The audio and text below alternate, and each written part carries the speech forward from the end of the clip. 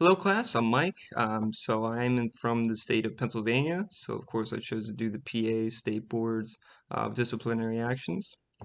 I looked at the most recent years that my data that my board had to offer.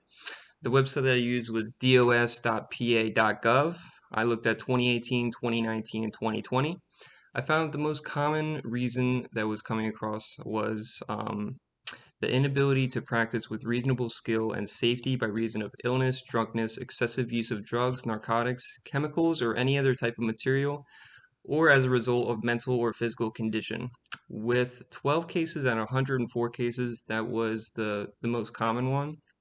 Personally, I think that this was due to counselor burnout because it seems as though counselors are taking on too many clients and it's taking a toll on their mental health, and they don't want to be, impaired as a counselor and performing their job, so they take their responsibilities away from themselves, or they could be turning to drugs and alcohol as a means to cope with the stress of the job. The second most common reason that I saw was dual relationships with 11 total cases out of the 104. And then the third most common reason was sexual intimacies or sexual relationships with the client with a total of 9 cases. So almost falling in the same line as the dual relationships. And one of the most recent cases I chose to examine had to deal with a licensed counselor that was dealt a civil penalty of $4,000 and had to complete 30 hours of remedial education because he violated confidentiality and told the client that she was attractive. He also presented false credentials or made false statement of fact in support of his application for licensure. So the ACA code that first comes into my mind would be the A.6.E, non-professional interactions or relationships other than sexual relationships.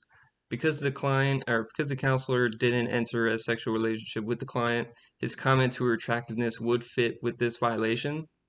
And both sections B1B for respect for privacy and B1C, respect for confidentiality, were violated due to the counselor violating the privacy and confidentiality. Now, as far as my state board's codes go, the first state code that applies in PA is State Code 49.74, sexual harassment.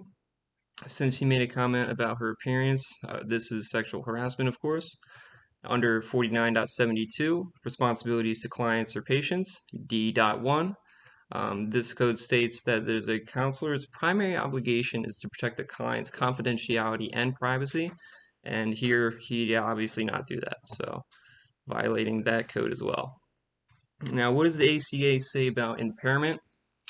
Counselors monitor themselves for signs of impairment from their own physical, mental, or emotional problems and refrain from offering or providing professional services when impaired. They seek assistance for problems that reach that level of professional impairment, and if necessary, they limit, suspend, or terminate their professional responsibilities until it is determined that they may safely resume their work.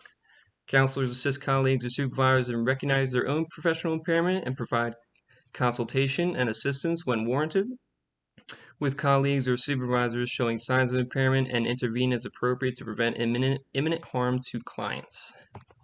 So now what does my PA State Board say about it?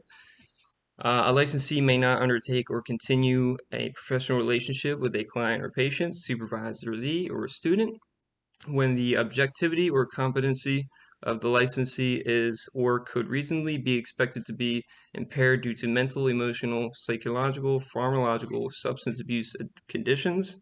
If a condition develops after a professional relationship has been initiated, the licensee shall terminate the professional relationship in an appropriate manner, and shall either himself or through an appropriate designee notify the client patient of termination in writing and assist the client in obtaining services from another professional. Now, the main question that brings to my mind when I'm talking about impairment would be how does a professional counselor recognize when another professional counselor is impaired? And that would be my question for you guys. Thank you very much and have a nice day.